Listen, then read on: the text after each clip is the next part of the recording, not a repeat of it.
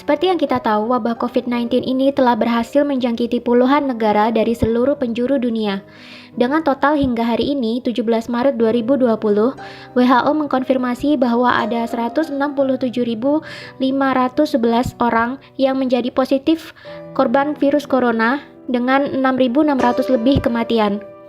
COVID-19 juga telah sukses memukul mundur perekonomian dunia akibat dibatasinya transportasi antar negara untuk mencegah penularan lebih lanjut. Banyak negara-negara yang mengalami kerugian ekonomi akibat merebaknya wabah ini. Tapi di tengah kisru dan kepanikan virus COVID-19 ini, ada sebuah kejanggalan-kejanggalan yang terasa aneh untuk ukuran sebuah penyakit baru. 1. COVID-19 menyebar sangat cepat, bahkan berada di dekat atau bersentuhan dengan korban terinfeksi COVID-19 bisa menyebabkan tertular. Belum ada setengah tahun, tapi wabah ini sudah menjangkiti puluhan negara di seluruh dunia dengan total korban mencapai ratusan ribu jiwa. 2. COVID-19 tidak mematikan seperti SARS atau MERS, di mana dua penyakit ini adalah penyakit yang ditimbulkan oleh virus corona, sama-sama corona namun berbeda jenis. Tapi anehnya, COVID-19 ini diberitakan di mana-mana, dan media lebih suka memblow up kasus COVID-19 ini jauh lebih banyak dibandingkan dengan kasus SARS atau MERS dahulu. Mari kita lihat grafik berikut ini. 56,6% pasien terinfeksi COVID-19 dinyatakan sembuh, 40% masih dalam perawatan atau masa penyembuhan. Jumlah yang meninggal hanya 3,5%. Sedangkan dibanding dengan penyakit-penyakit lainnya seperti flu burung, MERS, Ebola, TBC, dan SARS, tingkat kematian yang ditimbulkan COVID-19 cenderung rendah. Tapi mengapa media lebih suka memberitakan COVID-19 ini dibandingkan dengan penyakit-penyakit lain yang lebih mematikan? Bukankah ini aneh? Dari keanehan-keanehan ini akhirnya muncullah banyak teori konspirasi mengenai COVID-19. Di antaranya, 1. Virus COVID-19 adalah kiriman dari tentara militer Amerika untuk Cina. Dilansir dari liputan6.com, pejabat Cina mengklaim kasus pertama virus corona COVID-19 bukan berasal dari negaranya, melainkan dari Amerika Serikat. Ia menuduh seorang tentara asal AS yang membawa COVID-19 ke negeri tirai bambu tersebut. Juru bicara Kementerian Cina, Zhao Lijian, juga dianggap melontarkan tuduhan yang sama. Setelah dalam akun Twitter pribadinya menyebut ada teori konspirasi yang menuduh AS sebagai penyebabnya. Merebaknya virus COVID-19 pertama kali di Cina tepat setelah terjadinya perang dagang antara Cina dengan Amerika dimulai. Dalam perang dagang itu diprediksikan Amerika Serikat akan kalah atas Cina. Dan sempat diprediksi jika Cina memerankan perang dagang terhadap Amerika Serikat, maka ke depan kiblat ekonomi bukan lagi ke Amerika Serikat, melainkan ke Cina. Meski demikian, tuduhan pejabat Cina ke Amerika Serikat ini tidak disertai dengan bukti apapun. 2. COVID-19 bukannya penyakit biasa, melainkan senjata biologis yang diciptakan untuk memulai perang. Dilansir dari cnbcindonesia.com, Komandan Korps Pegawai Revolusi Iran atau IRGC mengatakan virus corona mungkin merupakan senjata biologis dari Amerika Serikat atau USA. Pengamat militer dan pertahanan Koni Rahakundini Bakri juga menduga bahwa COVID-19 ini adalah senjata biologis yang digunakan sebagai senjata pemusnah massal. Koni juga menyebut dari pernyataan mantan perwira intelijen Central Intelligence Agency atau CIA, Philip Giraldi, yang mengatakan bahwa COVID-19 bukan terjadi secara alami, melainkan melalui mutasi genetik. Giraldi menyebut virus mematikan itu sengaja diproduksi di laboratorium oleh Amerika Serikat bekerja sama dengan Israel.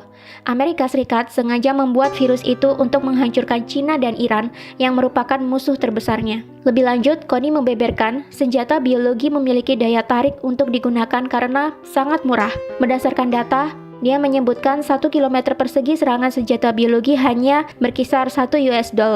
Selain itu, senjata biologi dinilai tidak mudah dideteksi, baik dengan X-ray ataupun anjing pelacak sekalipun, serta sangat mudah untuk diangkut. Sedangkan senjata konvensional memerlukan biaya $2.000, senjata nuklir $800, dan senjata kimia $600. Iran sendiri berada di ambang kekacauan akibat wabah virus corona. Bagaimana tidak, sebanyak 8% anggota parlemen Iran ternyata tertular virus SARS-CoV-2 dari penyakit COVID-19.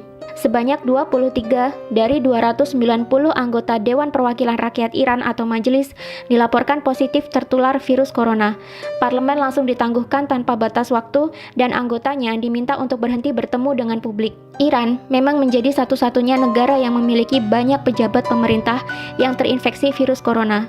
Wakil Presiden Masoume Ebtekar, Wakil Menteri Kesehatan Iraj Harirchi, Kepala Badan Darurat Nasional Pir Hossein Khalifan, dan Kepala Komite Keamanan Nasional Nasional Parlemen dan Hubungan Luar Negeri Mojtaba Zolnur dinyatakan positif terkena virus corona. Bahkan, penasihat utama Ayatollah Ali Khomeini, yakni Muhammad Mir Mohammadi, meninggal akibat tertular virus tersebut. 3. COVID-19 sengaja diproduksi oleh Illuminati untuk memulai ekonomi Big Start sehingga menguntungkan orang-orang terkaya di dunia yang berada di balik World Bank dan IMF. Menurut YouTube channel dari Astronaci International, COVID-19 ini memang sengaja diproduksi dan diedarkan untuk membuat kekacauan dan kerugian ekonomi secara global. Imbasnya, banyak sekali harga saham yang anjlok dan banyak investor menjualnya dengan harga murah. Selain itu, dengan merebaknya wabah COVID-19 ini, mau tidak mau akan memukul banyak negara bahkan dunia menuju ke kerugian ekonomi akibat tersedotnya banyak biaya untuk merawat warga yang sakit dan dirumahkannya banyak pekerja untuk mencegah penularan COVID-19 lebih lanjut. Efeknya, banyak perusahaan akan mengalami kerugian dan menurunnya pendapatan negara. Akibatnya, mau tidak mau resesi atau perlambatan ekonomi akan diprediksikan benar-benar terjadi dan negara-negara di dunia akan membutuhkan hutang untuk membangkitkan kembali perekonomian di negara mereka. Tentu saja kemana lagi negara-negara yang merugi ini akan berhutang jika bukan ke World Bank dan IMF. Sedangkan World Bank dan IMF yang menjadi bagian dari PBB sendiri memiliki penyokong dana di baliknya dan disinyalir adalah Illuminati. Di mana Illuminati sendiri adalah perkumpulan rahasia yang tidak terekspos oleh media, di mana pesertanya sebagian adalah para konglomerat dunia dan diisukan menjadi dalang di balik revolusi Prancis, Perang Dunia I, dan Perang Dunia Kedua. Selain mendapatkan banyak keuntungan dari bunga pinjaman, Illuminati juga disinyalir akan mendapatkan banyak keuntungan dari harga-harga saham yang jatuh, di mana mereka bisa membelinya sekarang dengan harga yang murah dan menjualnya kembali saat harga sudah tinggi, yakni ketika perekonomian global telah kembali pulih. Bagi penganut teori konspirasi, sudah tidak asing lagi bahwa Illuminati adalah sebuah organisasi rahasia yang berisikan anggota dari beragam profesi, mulai dari petinggi negara, konglomerat-konglomerat terkaya di dunia, hingga artis-artis kelas dunia. Tujuan dibuatnya Illuminati ini tentu saja untuk menyejahterakan kepentingan-kepentingan anggotanya dan menguntungkan orang-orang di dalamnya. Konspirasi terbesar adalah membuat dunia menjadi satu tatanan baru atau New World Order, di mana nantinya di dunia ini semua negara dan wilayah akan berada di bawah satu komando atau kepemimpinan. Tidak ada lagi perebutan kekuasaan internasional. Jika itu terjadi, tentunya akan mudah bagi anggota Illuminati mengontrol dunia dan mencetak kekayaan sebanyak-banyaknya dari seluruh belahan dunia. Untuk melancarkan maksud mereka ini, maka dibentuklah Organisasi Persatuan Dunia yang kita sebut sebagai PBB atau Persatuan Bangsa-Bangsa yang awalnya didirikan oleh Amerika, Inggris, dan Uni Soviet. PBB sendiri memiliki beberapa suborganisasi lebih kecil di antaranya World Bank dan IMF yang mengurus segala hal berkaitan dengan perekonomian dan perputaran uang di dunia.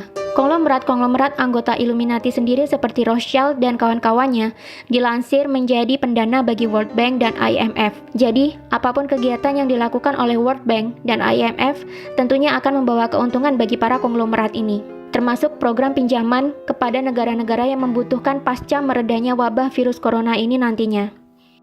4. COVID-19 ini sebenarnya sudah ada antivirus atau vaksin. Masih mengacu pada penjelasan dari video yang diunggah oleh Astronaci sangat yakin COVID-19 sebenarnya sudah ada obatnya.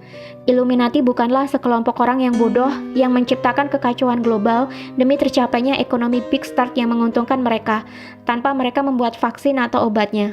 Astronaci sangat yakin bahwa COVID-19 ini sudah ada obatnya, hanya saja masih ditahan peredarannya menunggu supaya dunia benar-benar kolaps dan terjadi kerugian dan kejatuhan besar-besaran, di mana nanti sudah banyak negara kehabisan uang dan harga-harga saham turun hingga ke level terendahnya. Ketika sudah mencapai titik dasar, barulah vaksin ini dikeluarkan untuk meredakan kekacauan dan menyembuhkan orang-orang. Dengan sendirinya, COVID-19 akan menghilang seiring dengan mulai pulihnya perekonomian global. Tapi tetap, masing-masing negara akan kelimpungan mencari pinjaman dana untuk memulihkan perekonomian kembali. Kemana lagi negara-negara di dunia akan meminjam uang jika bukan ke IMF? Lagi-lagi yang mendapatkan keuntungan di balik semua kekacauan ini adalah orang-orang konglomerat yang berada di balik Illuminati yang juga menjadi penyokong dana di IMF dan World Bank. Memang banyak teori konspirasi merebak di antara keanehan virus COVID-19 ini yang merebak secepat pergerakan angin. Apakah kamu menyetujui teori-teori konspirasi di atas? Atau kamu menemukan konspirasi lainnya? Tulis di kolom komentar.